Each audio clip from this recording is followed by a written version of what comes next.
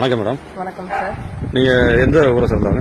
சிதம்பரம் தொகுதி, அரியலூர் மாவட்டம், செந்துறை பகுதியை சேர்ந்தவங்க சார். சரிங்க மேடம். நீங்க வர தேர்தலில் நாடாளுமன்ற தேர்தல் வருது. ஏப்ரல் 19 தமிழ்நாட்டில் தேர்தல். உங்களுடைய ஆதரவு யாருக்கு மேடம்?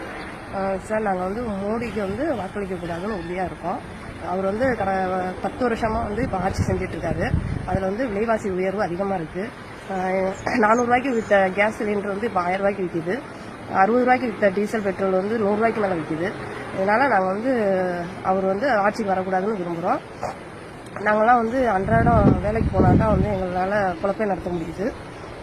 நாங்கள் மிகவும் பிற்படுத்தப்பட்ட வன்னிய குடும்பத்தை சார்ந்த ரொம்ப ஏழ்மையான மக்கள். இந்த இடஒதுக்கீட்டால தான் நாங்கள் கல்வியிலையும் பொருளாதாரத்திலையும் கொஞ்சம் முன்னேறி வரோம். இந்த இடஒதுக்கீடை காலி பண்ற வகையில் ஆட்சி செய்யும் பாஜக அரசுக்கு வாக்களிக்க மாட்டோம்னு நாங்கள் உறுதியளிக்கிறோம். மீண்டும் சிதம்பரம் தொகுதியில் போட்டியிடும் எங்கள் அண்ணன் திருமாவளவன் அவர்களுக்கு வாக்களிக்க உறுதியா இருக்கிறோம். அவர் இப்ப நாடாளுமன்றத்தில் கூட பிற்படுத்தப்பட்ட மக்களுக்காகவும் ஓபிசி மக்களுக்காகவும் இடஒதுக்கீட்டுக்காக உரிமை குரல் அளித்தார்.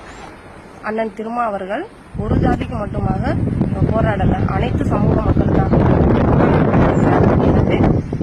அண்ணன் திருமா அவர்களுக்கு வாக்களித்து அவரை பெருவாரியான வாக்கு வித்தியாசத்தில் வெற்றி பெற செய்வோம்.